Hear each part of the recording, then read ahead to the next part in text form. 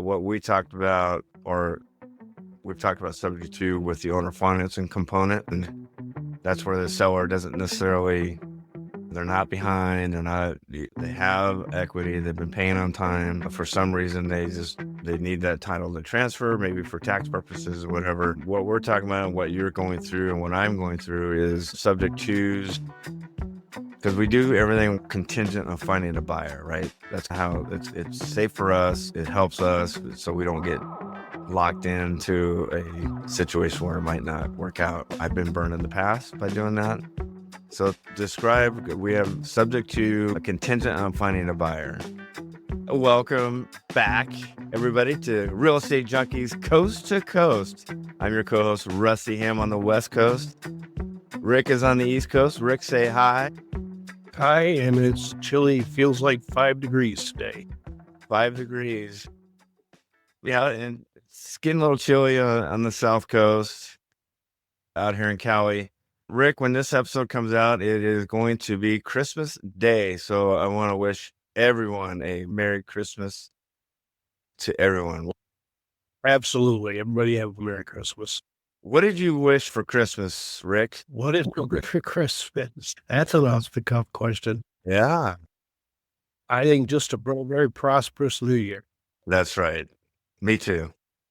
We got a lot of stuff in the works. I know you have a couple deals in the works. I have deals. Hopefully, when the new year turns around, we're going to be rocking and rolling. So let's get into, again, if you guys don't know about this podcast, we talk about the 3 pillars of businesses, which is mindset, skill set, and systems. We have talked about mindset. We've done skill set. We're going to talk about systems today as a warm up. And Rick, we don't recommend for new associates to get into CRMs and systems right away because it could hinder them, right? It could be a roadblock, right? It can be a real distraction trying to figure it out. Yeah, because it's awesome, right? CRMs are awesome when you set them up because then it can be automated, right? You can press a button, a drop down button, and now it shoots out a workflow, right? But you got to set up that workflow and it takes a while. Yeah, and I think in addition to that, you need to understand the processes before you go ahead and you work on those workflows, what it's really trying to do. Yeah, and so let's talk about that workflow. And then I'm going to get a link for REI Blackbook. So if you guys want to sign up for REI Blackbook, if you're an investor and you need a CRM, I would look into REI Blackbook because that's what we use. And we love them. We love their customer service. We love that they're always innovating and improving because that's one of our core values, right? They're always looking to get one step ahead of everybody else, especially with AI coming up and a lot of things. But what they did for us, and maybe we can just get into the 7 steps to a taken, and then how did you, Rick, incorporate the 7 steps to a taken into our workflow as far as REI Blackbook? So what's the 7 steps to a taken, first of all?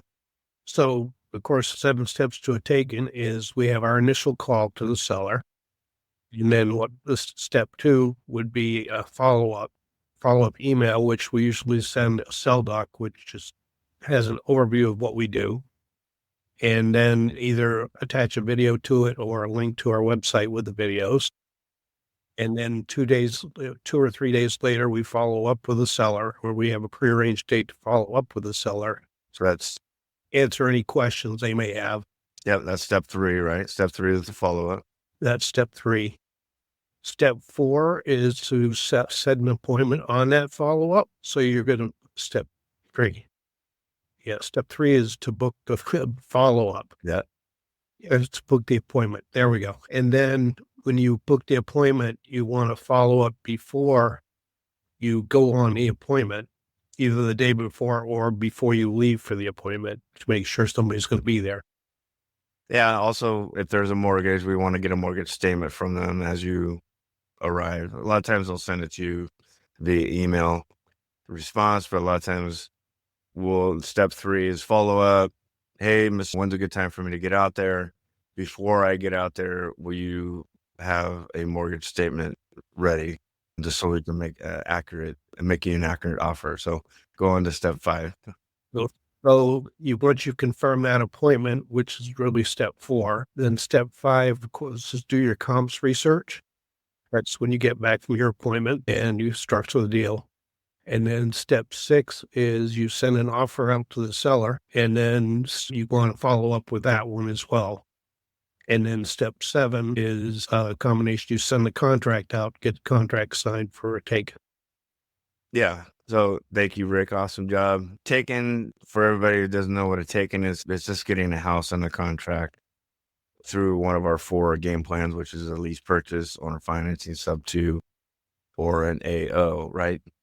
So what you did, Rick, is you coordinated with REI Blackbook and you created a workflow within REI Blackbook of the 7 steps to a taken. So if you are in our community, this is it. We call it all in one. It's almost an all in one. You get a website, you get a phone number that is going to record every call. You're going to get the workflow, right? And I think we're working on properties that are within the community. I don't know if we're there yet, but the 7 steps to a taken is important because if you're new and you're just coming into the community, and let's say hypothetically you do get the CRM, which we don't recommend, and there's reasons why we don't recommend. We can get into that in a little bit. It's more of a mindset really than it is system set. But the 7 steps to a taken, you speak to somebody. You're like, hey, Rick, would you be open to a lease purchase on financing? Yeah, send me some information. Okay, I'll send you some information. So what you do in the CRM is you just do the drop down, you click a workflow and it says step 2. And then step 2 is going to create a task, right? Hey, send email with the sell doc. And then once you do that, you click a button, you say step 3. And the step 3 is going to create a task for you to follow up on that email that you sent the seller, right? And then the follow-up is basically, hey, Rick, I was calling because I sent you an email a couple of days ago. I was wondering if you had a couple minutes do you have any questions on that email that I sent? A lot of times they don't. A lot of times they're like, oh, I didn't read it. So you just maybe a lot of times it's more revisiting that first phone call. Just taking it the next step. And it's always good to set the expectation as to what the next step is for the seller so they understand. Right. Yeah. And then on step 3, right? Hey, Rick, sounds like you're still open to the idea. How about I come see the home on Wednesday at 1:00? I'm going to be in that area on another appointment. So how about if I stop by and check out the home? Typically we're not. We say that we are just because we want the seller to think that we're really busy. No, I'm just kidding. We do have a day. I have Fridays. I don't know what day you have set. I have Fridays set for my appointments. So I typically try to set my appointments on Friday and I'll set 2 or 3, or I'm hopping to one house to another. So we're setting that appointment on step 3. Step 4, we're going to the appointment. Hopefully if they have a mortgage, they have a mortgage statement.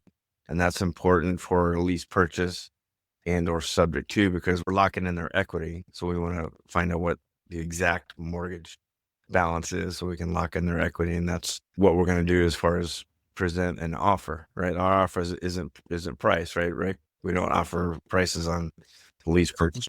Right? Yep, not on lease purchase. We are locking in their equity. Now, it's understood that equity plus the mortgage is the purchase price, right? But in our contract, we don't have purchase price. And if you guys look through our lease purchase, you go through the QOS system, you look through the lease purchase contract, there's no purchase price. It's equity. We're locking in equity, right? So we do our research and now describe the research part, step 5, because price isn't necessarily the issue. It's the equity. However, we do want to make sure that we're paying a fair market value. We're not overpaying, right? You're going to run comps. You're going to look at what the properties rent for in the area, which competition is. In other words, rent comps. So you can figure out what you're going to get from the buyer, the end buyer. And you can project that. And you want the property tax information. It's compiling all the data to put together your deal structure and then your offer. And so step 6, you're sending the offer. And basically what we're trying to do when you're veterans like us, we've been in the community for a while, when we're at the appointment, we're constructing the offer with the seller while we're there, right? If you're brand new, it's you're bright-eyed, bushy tail, you have no clue what to do. So it's just basically you're just hi, I'm here to see the house. And then you see the house, and you come home and you work with your coach to construct that offer. And you and I, Rick, when we're at the appointment, we're constructing that with the seller, right? So step 6 is basically, hey, this is what we agreed on, right? A lot of times what I'll do is I'll have a lot of the information before I even go on the appointment. I have not necessarily seen the mortgage statement, but I can go and project what it could be or what the numbers most likely would be. So I have an idea when I go meet with the seller how that's going to be constructed and some options. Yeah.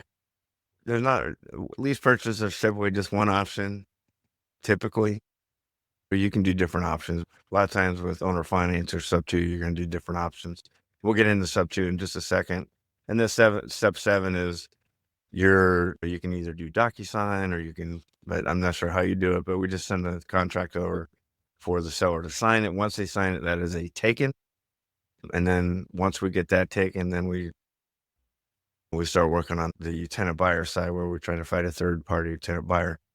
And one of the things I'll say with REI Blackbook, one of the nicest features of it now that they've incorporated AI, transcribes that telephone call that with the seller and lets you know why are they moving, why are they selling, how much they're selling it for, all the details of the call.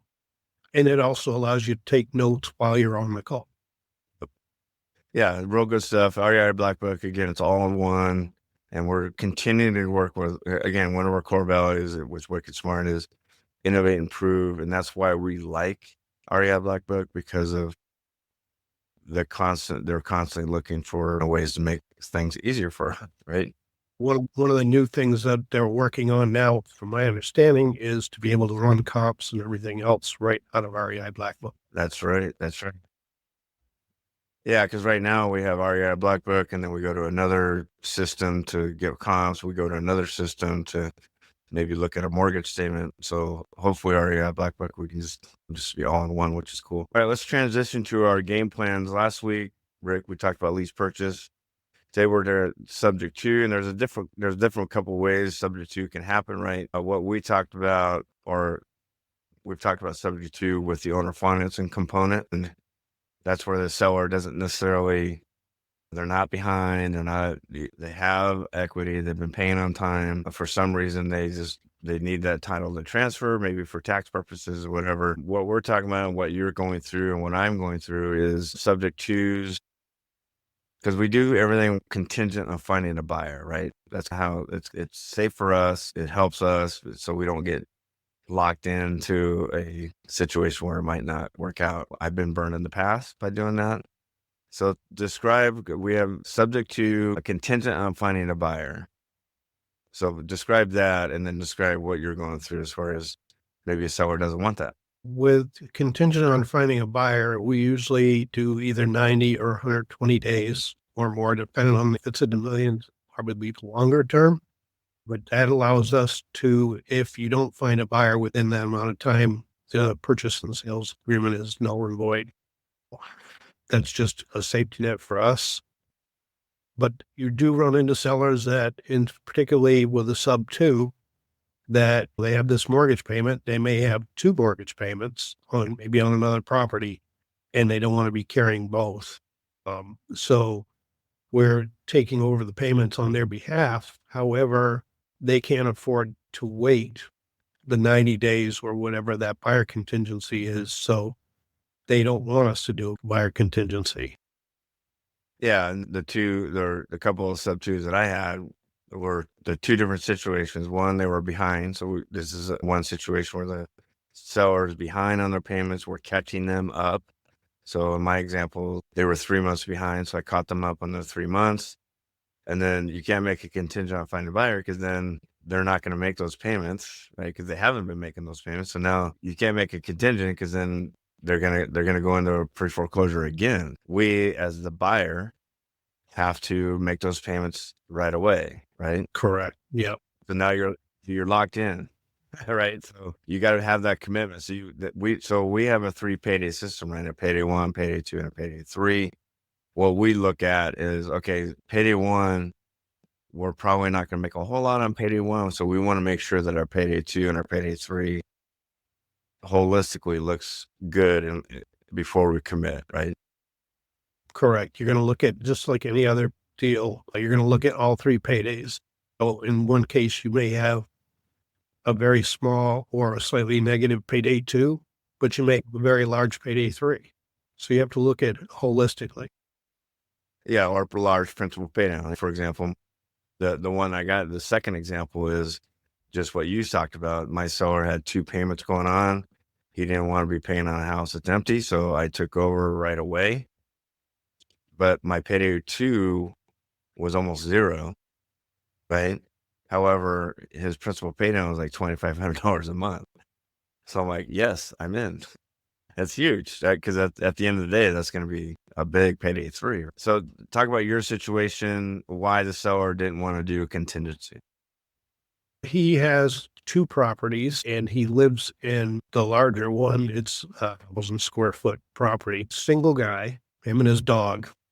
And he had roommates before they had a child, so they moved out. So he didn't have, the house was just way too big for him. So he wanted to sell it. It didn't sell traditionally after being on the market. He was selling for sale by owner. He was against having a realtor. He didn't want to pay commissions. So he was open to a creative financing a deal. However, the situation was he didn't want to, with that buyer contingency being, we set it up to be 90 days, he wanted me to purchase it, or actually make the mortgage payments on his behalf at the end of the 90 days. So I didn't have to do it right away. So that's what we were going back and forth on. And looking at the 3 paid $186,000 in paydays.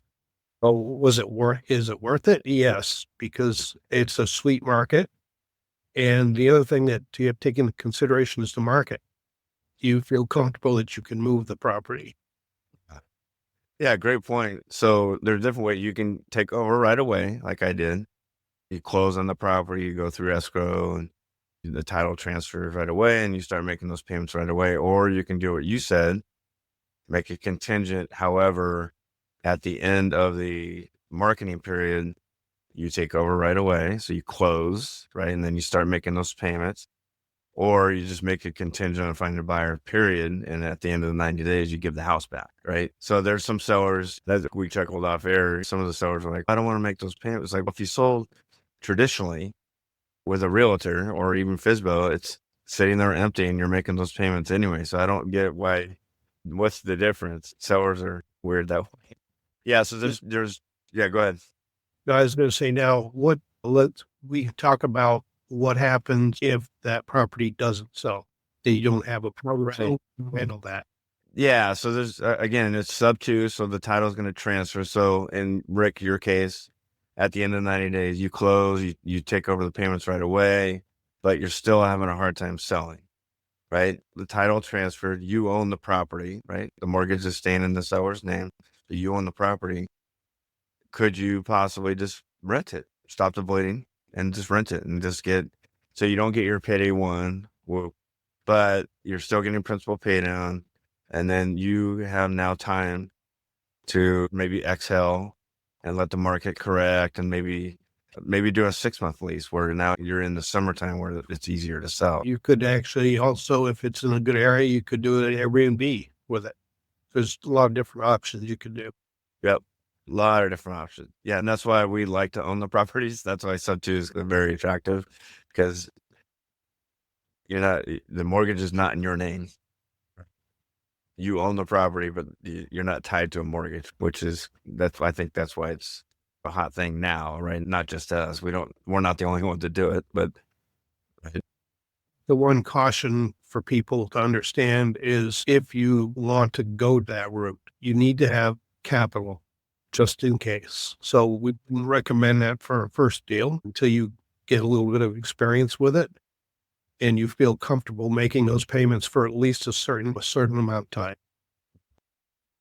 Yeah, very important that when you're new in the community, if you guys, whoever's listening, if you guys join the community, this is high level stuff that we're talking about, really, because when you first join, we're just like, okay, let's talk about lease purchase, and those are more simple. They're less, I want to say aggressive, but they're less taxing maybe financially on you, because if something does happen, you're out. But because in sub 2 owner financing, the title is transferred to you. You're the owner of that home, so you have more responsibilities you have insurance, and something were to happen, you have to take care of it. Good stuff. Let's transition to our cool down, Rick. Thanks for that. We got a lot of stuff going on in the community. I just helped a student out with a 48-month lease purchase. I spoke to the sellers with David Albin on the phone. He presented 2 offers 6 months ago, 7 months ago. Yeah. But they decided, oh, we just want to try and sell it traditionally. As coaches and his associate, we're like, okay, go for it. What are you going to do if it doesn't sell? Right? That's our last thing. What are you going to do? Make sure you have a plan B. So we were the plan B, right? It didn't sell. So we re-engaged with them. We revisited the 2 offers that we sent them. They would make more in AO, which we've talked about multiple times in these podcasts, but they didn't want to be landlords. And we're like, okay, we'll stay in the middle. You're not going to make as much, but we're going to lock in your equity. They didn't need their money right away, which we talked about last week, right? And they're like, okay, let's do it. So we got that thing signed, and now we're on the marketing period. What do you have on your end as far as other associates? So I'm working 2 deals with Kara Taylor, and one of them, it was originally going to be a sub 2 owner finance that the seller was very open to. They were relocating to warmer weather for health reasons, as far as I recall. And however, what they wanted was to be able to pay off a truck. So they needed more of a down payment. So we pivoted to and they wanted to get $2,500 a month for income. And the only way to do that, accomplish everything the seller wanted, was to pivot to an AO. So they were away. So we're in a follow-up process right now with them. So that one looks good. And there's another one that we spoke to last week, and that could be a sub 2 owner finance deal. So it's awesome on that. Also working one with Jessica. Yep, we've had Jessica on. She's kicking some major butt in the community. Talk about mindset, right? And I think you spoke to her as far as she was doubting herself. She didn't have a deal, or she did have a deal and it fell through. So she was doubting herself. You spoke with her about her why. And we talked about that last week, which is have a very strong why. And she recovered. And then right after she recovered, she said this could be her 4th or 5th deal, like within that time period. It's like kicking butt. There's another deal. If you ever come to this community, you can do your own properties, right? So we've had a couple of associates who had rental properties of their own. And instead of being landlords, traditional landlords that have renters, we had Rick Maroto, say his last name. He had a property, I think it was in Ohio or Iowa or somewhere around there. He did his own property.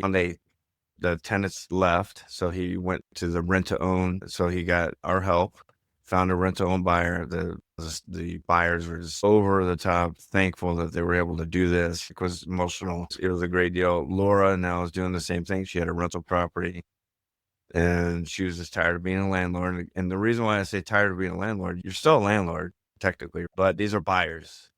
So maybe describe that a little bit. We know the down payment is not refundable that we get from the buyers, and we also screen them differently than you would screen a regular tenant. So you're looking at that income ratio. Company that we use does that. They pre-screen them. They give us a mortgage ready date.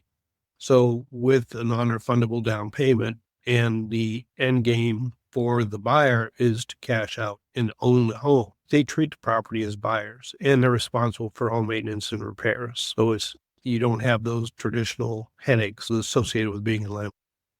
Yeah, you're not getting a call at midnight. Hey, my toilet's clogged up, right? So Laura, she pivoted. Their renters, I think, left last month. I'm sure she had to clean it up a little bit because renters typically don't take care of the home like we talked about just now, which is tenant buyers do. Why would you trash your own home? We tell that to sellers all the time. Why would a tenant buyer trash their own home that they're going to live in for the rest of maybe 5, 6, 7 years?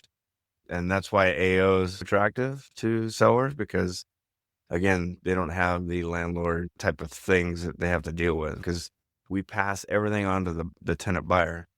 we passed the taxes, right? They're paying taxes on a home. They have their own insurance. They have a non-refundable down payment. If we get to 10%, if you put 10% down on a, let's say, a $500,000 home, that's $50K that they're going to give up if they trash the place. I put it in air quotes.